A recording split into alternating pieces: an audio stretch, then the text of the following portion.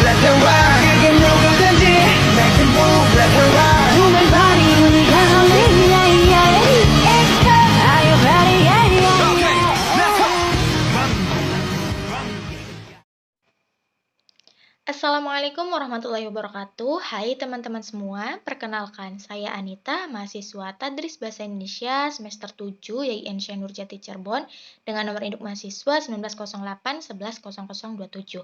Video kali ini saya buat untuk memenuhi tugas ujian akhir semester mata kuliah Pengembangan Strategi Pembelajaran BIPA yang diampu oleh Ibu Nurhana Widianti, Magister Pendidikan.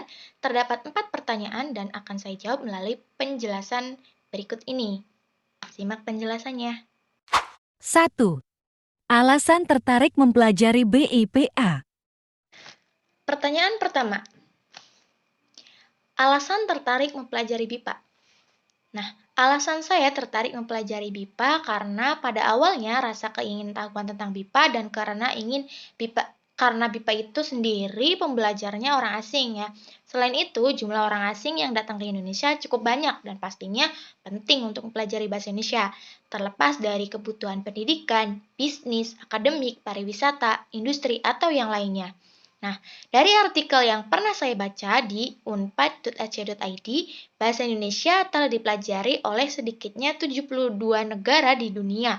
Bahkan dalam perkembangannya, bahasa Indonesia telah menjadi pusat studi di beberapa universitas di dunia. Ini membuktikan bahwa bahasa Indonesia itu merupakan salah satu bahasa yang banyak diminati oleh orang asing ya. Scheme for Academic Mobility and Exchange atau biasa disingkat SAME ya. Khusus bidang pengajaran BIPA yang ditawarkan di Ditjen Pendidikan Tinggi Kemendikbud mensyaratkan dosen yang menjadi calon pengajar BIPA harus menguasai metode dan teknik dan strategi pengajaran serta pembelajaran BIPA. Nah, selain mengajar BIPA, berbeda sekali dengan mengajar bahasa Indonesia sebagai bahasa pertama atau kedua ya. Karena untuk mahasiswa yang disiapkan menjadi pengajar atau tutor BIPA, mereka harus mempunyai pengetahuan, kebahasaan, dan keterampilan mengajar. Dalam mata kuliah BIPA ini, mahasiswa belajar pemahaman lintas budaya di mana mahasiswa harus aktif mencari informasi tentang negara-negara tetangga dalam hal budaya dan bahasanya, yang pada umumnya merujuk ke negara-negara yang bekerja sama dengan Republik Indonesia dalam program Dharma Siswa RI ya. Republik Indonesia. Mahasiswa juga harus mempelajari kurikulum, silabus, dan rencana pelaksanaan pembelajaran BIPA, serta praktik mengajar yang disebut micro teaching BIPA. 2. Hal-hal yang perlu diperhatikan dalam melaksanakan pembelajaran BIPA. Nah, untuk pertanyaan kedua, yaitu hal-hal yang perlu diperhatikan dalam melaksanakan pembelajaran BIPA. Pengajaran BIPA harus memperhatikan aspek-aspek berikut ini. Yang pertama, proporsi materi keterampilan dan non-keterampilan berbahasa. Yang kedua, pertimbangan lintas budaya pembelajar dan pengajar. Yang ketiga, karakteristik pembelajar. Yang keempat, tujuan pembelajar BIPA. Yang kelima, penentuan penggunaan metode pembelajaran yang sesuai dengan tujuan. Yang keenam, penentuan penggunaan media pembelajaran yang efektif. Dan yang ketujuh, penentuan penggunaan alat evaluasi pembelajaran yang tepat. Nah, menurut pemaparan Dewi Aryani, SSS, Sarjana Pendidikan, MPD, ya, pengajar BIPA di Universitas Negeri Malang, mengenal perbedaan budaya suatu negara merupakan cara terbaik untuk berkomunikasi secara efektif. Hal ini cukup baik untuk memudahkan pengajar BIPA agar dapat berkomunikasi dengan mahasiswa BIPA melalui budaya secara efektif.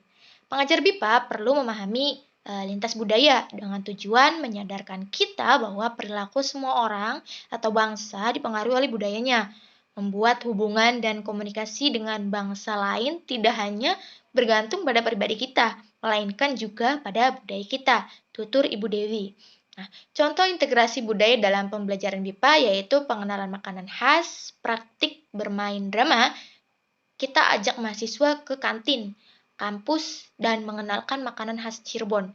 Sekaligus belajar berkomunikasi dengan penjual, ajak mahasiswa memainkan cerita rakyat, seperti Malin Kundang, dan ajak mahasiswa untuk mengobservasi dan menceritakan pengalaman negatif selama di Indonesia. Metode-metode yang diterapkan dalam pembelajaran BIPA? Nah, untuk pertanyaan ketiga yaitu metode-metode yang diterapkan dalam pembelajaran BIPA. Metode yang pertama yaitu metode tata bahasa atau terjemahan. Grammar Translation Method adalah metode pembelajaran pengajaran yang berfokus pada aturan tata bahasa dan penerjemahan.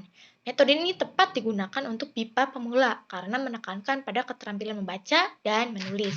Namun akan cukup sulit jika menerapkan keterampilan berbicara karena pembelajar masih tergantung pada pengajar BIPA karena selalu diterjemahkan ya. Nah, yang kedua metode audiolingual.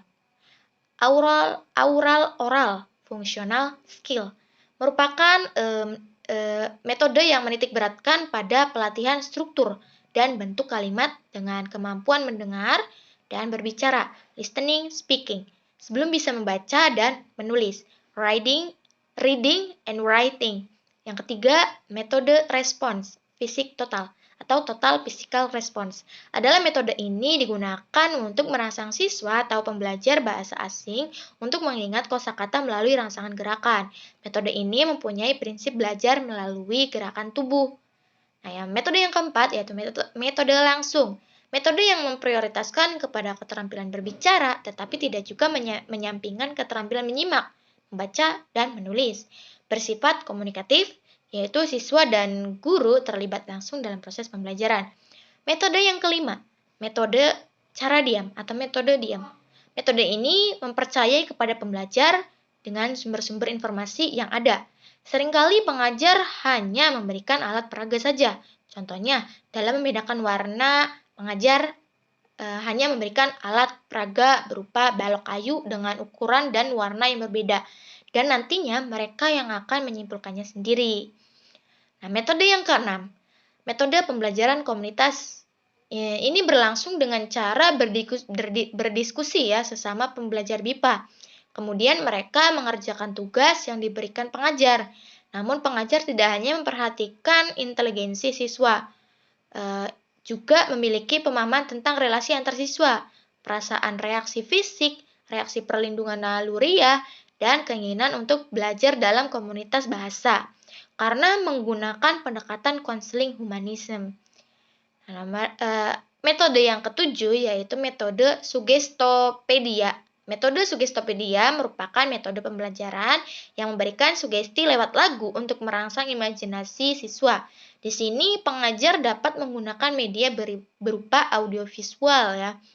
Nah, metode yang kedelapan yaitu metode komunikatif, yaitu pendekatan komunikatif dipandang sebagai pendekatan yang sangat dekat dengan tujuan pembelajaran BIPA, yang mengutamakan kemampuan berkomunikasi dalam bahasa Indonesia. Pendekatan ini memiliki ciri yang menggunakan prinsip bahwa belajar bahasa tidak hanya belajar tata bahasa, tetapi juga mengenai fungsinya. Metode yang ke-9, metode komunikatif integratif. Penyatuan dari berbagai aspek ke dalam satu keutuhan yang padu. Metode integratif ini berfokus pada penggabungan dua bidang keilmuan atau lebih, sedangkan komunikatif ini berkaitan dengan kemampuan berkomunikasi. Nah, metode yang ke-10 yaitu metode pembelajaran bahasa, ialah rencana pembelajaran bahasa yang mencangkup pemilihan, penentuan, dan penyusunan secara sistematis bahan yang akan diajarkan, serta kemungkinan pengadaan remedi dan bagaimana pengembangannya. 4. Beri contoh singkat dan jelas. Penerapan salah satu metode yang bisa dilakukan di kelas. Pertanyaan keempat, beri contoh singkat dan jelas penerapan salah satu metode yang bisa dilakukan di kelas. Yang saya lakukan penerapan metode integratif dan komunikatif.